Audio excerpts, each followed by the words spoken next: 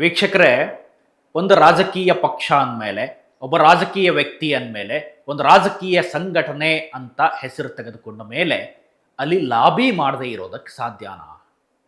ಇದನ್ನು ನೀವು ನಂಬ್ತೀರಾ? ನಮ್ಮ ದೇಶದಲ್ಲಂತೂ, ನಾನು ಅಂದ್ಕೊಂಡಿರೋ ಮಟ್ಟಿಗೆ ನಮ್ಮ ದೇಶದಲ್ಲಂತೂ ಇದು ಸಾಧ್ಯ ಇಲ್ಲ ಅನ್ನೋದು ನನ್ನ ಭಾವನೆ. ಆದರೆ ಸಚಿವ ಸಂಪುಟ ವಿಸ್ತರಣೆಗೆ, ಸಚಿವ ಸಂಪುಟವನ್ನು ರಚಿಸೋದಕ್ಕೆ ಮುಖ್ಯಮಂತ್ರಿ ಡಿ ಕೆ ಶಿವಕುಮಾರ್ ಅವರು ಕಸರತ್ತನ್ನು ನಡೆಸ್ತಾ ಇದ್ದಾರೆ. ಡೆಲ್ಲಿ ನಾಯಕರ ಜೊತೆಗೂ ಈ ಬಗ್ಗೆ ಎಲ್ಲ ಮಾತುಕತೆಗಳು ಆಗಿದ್ದಾವೆ. ನಿರೀಕ್ಷೆಯಂತೆ ಇಷ್ಟೊತ್ತಿಗೆ ಸಚಿವ ಸಂಪುಟದ ಹೊಸ ಮಂತ್ರಿಗಳು ಆಗಬೇಕಿತ್ತು, ನೇಮಕ ಆಗಬೇಕಿತ್ತು. ಆದರೆ ಏನೇನು ತಾಂತ್ರಿಕ ಇದಾವೋ ಗೊತ್ತಿಲ್ಲ. ಕಾಂಗ್ರೆಸ್ ಹೈಕಮಾಂಡ್ ಈ ಬಗ್ಗೆ ಸ್ವಲ್ಪ ವಿಳಂಬ ಧೋರಣೆಯನ್ನು ತೋರ್ತಾ ಇದೆ. ಆದರೆ ಆಕಾಂಕ್ಷಿಗಳ ಪಟ್ಟು ಮಾತ್ರ ಸಡಿಲಿಸ್ತಾ ಇಲ್ಲ. ಹಲವರು ಈ ಬಾರಿ ಸಚಿವ ಸ್ಥಾನ ತಮಗೆ ಸಿಕ್ಕೇ ಬಿಡುತ್ತೆ ಅನ್ನುವ ಮಹತ್ವಾಕಾಂಕ್ಷೆಯನ್ನು ಇಟ್ಟುಕೊಂಡು ಕಾಯ್ತಾ ಇದ್ದಾರೆ. 20ರಿಂದ 21 ಸ್ಥಾನಗಳು ಖಾಲಿ ಇವೆ.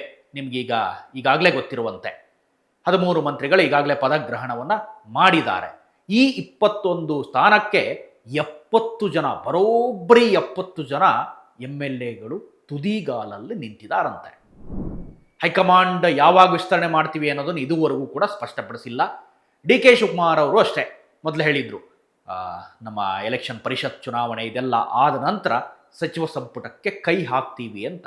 ಆದರೆ ಕಾಂಗ್ರೆಸ್ನಲ್ಲಿ ಸಚಿವ ಸಂಪುಟ ವಿಸ್ತರಣೆ ಈಗ ಹೆಂಗಾಗಿದೆಯಪ್ಪ ಅಂತಂದ್ರೆ ಒಂದು ರೀತಿ ಜೇನುಗೂಡಿ ಕಲ್ಲು ಹೊಡೆದಂಗೆ ಆಗಿದೆ. ಒಬ್ರಿಗೆ ಕೊಟ್ಟರೆ ಇನ್ನೊಬ್ರಿಗೆ ಕಷ್ಟ. ಯಾರನ್ನು ಓಲೈಸೋದು, ಯಾರನ್ನು ಮನವೊಲಿಸೋದು, ಇದರ ಲೆಕ್ಕಾಚಾರದಲ್ಲೇ ಕೇಂದ್ರ ನಾಯಕರು ತೊಡಗಿದ್ದಾರೆ, ಅಥವಾ ಕೇಂದ್ರದ ವರಿಷ್ಠರು ತೊಡಗಿದ್ದಾರೆ, ಅಥವಾ ಕಾಂಗ್ರೆಸ್ ವರಿಷ್ಠರು ಈ ಬಗ್ಗೆ ತಲೆ ಕೆಡಿಸ್ಕೊಳ್ತಾ ಇದ್ದಾರೆ. ಇದರ ನಡುವೆ ಹಲವರ ಲಾಬಿ ಕೂಡ ಅಷ್ಟೇ ಜೋರಾಗಿದೆಯಂತೆ. ಕೆಲವರು ಮಲ್ಲಿಕಾರ್ಜುನ್ ಖರ್ಗೆ ಅವರ ಮನೆಗೆ ಹೋಗೋದು, ಇನ್ನು ಕೆಲವರು ಡಿ ಕೆ ಶಿವಕುಮಾರ್ ಅವರ ಮನೆಗೆ ಹೋಗೋದು, ಇನ್ನು ಕೆಲವರು ಮಾಜಿ CM ಸಿದ್ದರಾಮಯ್ಯನವರ ಮನೆಗೆ ಹೋಗೋದು. ಹೀಗೆ ದಿನೇ ದಿನೇ ಪಕ್ಷದ MLAಗಳು ಒಬ್ಬೊಬ್ಬರ ಮೂಲಕ ತಮ್ಮದೇ ಆದ ದಾಳವನ್ನು ಉರುಳಿಸ್ತಾ ಇದ್ದಾರೆ. ತನ್ನನ್ನು ಯಾವ ಕಾರಣಕ್ಕೆ, ಯಾವ ಸಮೀಕರಣಕ್ಕಾಗಿ ತನ್ನನ್ನು ಮಂತ್ರಿ ಮಾಡಬೇಕು ಅನ್ನೋದನ್ನು ಕೆಲವರು ಕೇಳ್ಕೊಳ್ತಾ ಇದ್ದಾರೆ. ಇನ್ನು ಕೆಲವರು ಬೆಂಬಲಿಗರಂತೂ ಒಂದು ಹೆಜ್ಜೆ ಮುಂದೆ ಹೋಗಿ ಪ್ರತಿಭಟನೆಯನ್ನು ಕೂಡ ಶುರು ಮಾಡಿದರು. ಇದನ್ನೆಲ್ಲ ಗಮನಿಸಿದಂತಹ ಕೇಂದ್ರ ನಾಯಕರು ಈಗ ಭಾರಿ ಅಲರ್ಟ್ ಆಗಿದ್ದಾರೆ. ಒಂದು ಸಂದೇಶವನ್ನು ರವಾನೆ ಮಾಡಿದ್ದಾರೆ ಮುಖ್ಯಮಂತ್ರಿಗಳಿಗೆ. ರಣದೀಪ್ ಸಿಂಗ್ ಸುರ್ಜೇವಾಲಾ ಅವರು, ಮಲ್ಲಿಕಾರ್ಜುನ್ ಖರ್ಗೆ ಅವರು, KC ವೇಣುಗೋಪಾಲ್ ಅವರು ಎಲ್ಲರೂ ಸೇರಿ ಒಂದು ಸಂದೇಶವನ್ನು ಮುಖ್ಯಮಂತ್ರಿಗಳಿಗೆ ಕೊಟ್ಟಿದ್ದಾರೆ. ಏನಪ್ಪ ಸಂದೇಶ? ಏನು ಅಂತಂದರೆ, ಯಾರಿಗೆ ಲಾಬಿ ಮಾಡ್ತಿರಲ್ಲ, ಯಾರ ಮೂಲಕ ಹೇಳಿಸೋಕ್ಕೆ ಬರ್ತಿರಲ್ಲ, ಅಥವಾ ಮನೆ ಬಾಗಿಲಿಗೆ ಬರ್ತಿರಲ್ಲ, ಅಥವಾ ಯಾರ್ಯಾರು ಪ್ರೊಟೆಸ್ಟನ್ನು ಮಾಡಿಸ್ತಾ ಇದ್ದೀರಲ್ಲ, ಇಂಥವ್ರಿಗೆಲ್ಲರಿಗೂ ಕೂಡ ತಕ್ಕ ಪಾಠವನ್ನು ಕಲಿಸ್ತೀವಿ. ಯಾರ್ಯಾರು ಲಾಬಿ ಮಾಡ್ತಾರಲ್ಲ ಅವರ ಲಾಬಿಯನ್ನು ಅಲ್ಲೇ ತಣಿಸ್ಬಿಡಬೇಕು, ಆ ಲಾಬಿಯನ್ನು ಮಾಡೋದಕ್ಕೆ ಅವಕಾಶವನ್ನು ಕೊಡಬಾರದು ಅನ್ನುವ ಕಟು ಸಂದೇಶವನ್ನು ರಾಜ್ಯದ CM ಅವರಿಗೆ ಹೈಕಮಾಂಡ್ ಈಗ ರವಾನಿಸಿದೆಯಂತೆ. ಹಲವರು ಹೇಳಿಕೆ ಕೊಡ್ತಾ ಇದ್ರು. ಬೇಳೂರು ಗೋಪಾಲಕೃಷ್ಣ ಅವರು ಇರ್ಬೋದು, ಅಥವಾ ಪ್ರಸಾದ್ ಅಬ್ಬಯ್ಯ ಅವರು ಇರ್ಬೋದು. ಹಲವು ಮಂತ್ರಿಗಳು, ಹಲವು ನಾಯಕರು ಬೇರೆ ಬೇರೆ ರೀತಿಯಾದ ಸಂದೇಶವನ್ನು ಕೊಡ್ತಾ ಇದ್ರು. ಕೆಲವರ ಬೆಂಬಲಿಗರು, ನಾನು ಈಗಾಗಲೇ ಹೇಳಿದೆ, ಹೋರಾಟಕ್ಕೂ ಕೂಡ ಮುಂದಾಗಿದ್ದರು. ಆದರೆ 70 ಜನರಲ್ಲಿ 20 ಜನರನ್ನು ಆಯ್ಕೆ ಮಾಡೋದು ಕೂಡ ಅಷ್ಟು ಸಲೀಸಾದಂಥ ಕೆಲಸ ಅಲ್ಲ. ಆದರೆ ಬಹುತೇಕ ನನಗನ್ಸುತ್ತೆ ಸಿದ್ದರಾಮಯ್ಯರವರನ್ನೇ ಕಾಂಗ್ರೆಸ್ ಈಗ ಕೆಳಗಿಳಿಸಿ ಡಿ ಕೆ ಶಿವಕುಮಾರ್ ಅವ್ರನ್ನ ಮಾಡಿದೆ ಅಂತಂದರೆ ಮಂತ್ರಿ ಸ್ಥಾನವನ್ನು ಯಾರಿಗೆ ಕೊಡಬೇಕು ಅನ್ನೋ ಲೆಕ್ಕಾಚಾರವನ್ನು ಸರಿಯಾಗೇ ಮಾಡುತ್ತೆ ಅಂತ ನಾನು ಭಾವಿಸ್ತೀನಿ. ಸೊ ಇರಲಿ, ಹಲವು ನಾಯಕರು ಈಗಾಗಲೇ ರೇಸ್ನಲ್ಲೂ ಇದ್ದಾರೆ, ಕಣದಲ್ಲೂ ಇದ್ದಾರೆ. ನಾನು ಈಗಾಗಲೇ ಹೇಳಿದೆ ನಿಮಗೆ, ಈ ಭಾರತದಂಥ ದೇಶದಲ್ಲಿ ಲಾಬಿ ಮಾಡದೆ ಏನಾದರೂ ನಡೆಯೋಕ್ಕೆ ಸಾಧ್ಯನಾ? ಖಂಡಿತ ಸಾಧ್ಯ ಇಲ್ಲ. ಆದರೆ ಈ ಬಾರಿ ಲಾಬಿಗೆ ಅವಕಾಶ ಕೊಡಬಾರ್ದು, ಹೊಸ ಮುಖಗಳಿಗೆ ಮಣೆ ಹಾಕ್ತೀವಿ, ಇದೆಲ್ಲವೂ ಕೂಡ ಕೇಂದ್ರ ನಾಯಕ ಅಥವಾ ರಾಹುಲ್ ಗಾಂಧಿಯವರ ಒಂದು ಲೆಕ್ಕಾಚಾರ.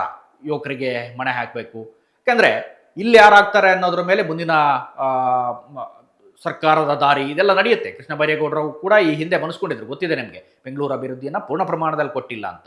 ಅದಾದ ನಂತರ ಡೆಲ್ಲಿ ನಾಯಕರನ್ನ ಭೇಟಿ ಮಾಡಿ ಮತ್ತೆ ಬಂದು ಖಾತೆಯನ್ನು ಸ್ವೀಕಾರ ಮಾಡಿದ್ದಾರೆ. ಹಾಗಾಗಿ ಈ ಬಾರಿ ಲಾಬಿಗೆ ಅವಕಾಶ ಮಾಡಿಕೊಡಬಾರ್ದು, ತಮ್ಮ ಕೈಯಲ್ಲಿ ಜುಟ್ಟನ್ನು ಹಿಡ್ಕೋಬೇಕು ಅನ್ನೋ ನಿರ್ಧಾರಕ್ಕೆ ಕೇಂದ್ರ ನಾಯಕರು ಬಂದಿದ್ದಾರೆ. ಆದರೆ ಇನ್ನೊಂದು ವಿಚಾರವನ್ನು ಗಮನಿಸಬೇಕು. BJPಯಲ್ಲಿ ಆಗಿರುವಂಥ ಬೆಳವಣಿಗೆ ಒಂದಿಷ್ಟು. ಈ ಬಾರಿ ಪರಿಷತ್ ಚುನಾವಣೆಯಲ್ಲಿ ಹೈಕಮಾಂಡ್ನಿಂದಲೇ ಎಲ್ಲವೂ ನಿರ್ಧಾರ ಆಗಿತ್ತು. ಯಾರಿಗೆ ವೋಟ್ ಹಾಕಬೇಕು, ಅಥವಾ ಯಾವ ಅಭ್ಯರ್ಥಿಗಳನ್ನು ನಿಲ್ಲಿಸಬೇಕು, ಇದೆಲ್ಲವೂ. ರಾಜ್ಯ ನಾಯಕರು ಸ್ವಲ್ಪ ತಣ್ಣಗಾಗಿದ್ದರಿಂದ ಕೇಂದ್ರ ನಾಯಕರು ಕ್ರಾಸ್ ವೋಟಿಂಗ್ ಆಯ್ತಲ್ಲಿ. ಕ್ರಾಸ್ ವೋಟಿಂಗ್ ಆಗಿ ಬಿಜೆಪಿಯವರು ಇಬ್ಬರು ಗೆದ್ದರಾದರೂ ಕೂಡ ತಮ್ಮ ಮೈತ್ರಿ ಪಕ್ಷದ ಅಭ್ಯರ್ಥಿಯನ್ನು ಗೆಲ್ಲಿಸ್ಕೊಬರೋದ್ರಲ್ಲಿ ಸೋತರು. ಸೊ ಹಾಗಾಗಿ ಕೇಂದ್ರ ನಾಯಕರು ಎಲ್ಲದನ್ನೂ ನಿರ್ಧರಿಸಕ್ಕೆ ಸಾಧ್ಯ ಇಲ್ಲ. ಇಲ್ಲಿಯ ಸ್ಥಳೀಯ ಲೆಕ್ಕಾಚಾರವನ್ನು ಒಂದಿಷ್ಟು ಇಟ್ಕೊಂಡೇ ನಿರ್ಧರಿಸಬೇಕಾಗತ್ತೆ. ಮಲ್ಲಿಕಾರ್ಜುನ್ ಖರ್ಗೆ ಅವರು ಕೂಡ ಇಲ್ಲಿಯವರೇ ಇದ್ದಾರೆ, ಅವರಿಗೆ ಇಲ್ಲಿನ ಒಂದು ಆಜುಬಾಜು ಎಲ್ಲವೂ ಗೊತ್ತು, ಏನೇನು ನಡೆಯುತ್ತೆ ಅನ್ನೋದ್ರ ಬಗ್ಗೆ. ಮತ್ತು ತಾವು ಕೂಡ ಹಿಡಿತವನ್ನು ಇಟ್ಕೊಳ್ಳಲೇಬೇಕಾದಂಥ ಅನಿವಾರ್ಯತೆ ಅವರ ಮೇಲಿದೆ. ಸೊ ಈಗ ಅವರೇ ನಿರ್ಧಾರ ಮಾಡ್ತಾರೋ, ಮುಖ್ಯಮಂತ್ರಿಗಳಿಗೆ ಸ್ವಲ್ಪ ಪ್ರಮಾಣದಲ್ಲಿ ನಿರ್ಧಾರಕ್ಕೆ ಅವಕಾಶ ಕೊಡ್ತಾರೋ, ಅಥವಾ ಮಾಜಿ ಸಿ ಎಂ ಸಿದ್ದರಾಮಯ್ಯವ್ರಿಗೆ ಅವಕಾಶ ಕೊಡ್ತಾರೋ. ಸಿದ್ದರಾಮಯ್ಯವರು ಈಗಾಗಲೇ ಕೇರಳದ ಯಾವುದೋ ರೆಸಾರ್ಟಲ್ಲೋ ಎಲ್ಲೋ ಇದ್ದಾರೆ ಅನ್ನೋದು ಸುದ್ದಿ. ಅಲ್ಲಿ ಹೋಗಿ ಅಲ್ಲಿಂದ ದಾಳವನ್ನು ಉಳಿಸ್ತಾ ಇದ್ದಾರೆ ಅನ್ನೋದು. ಇದೇನಾಗುತ್ತೋ ಗೊತ್ತಿಲ್ಲ.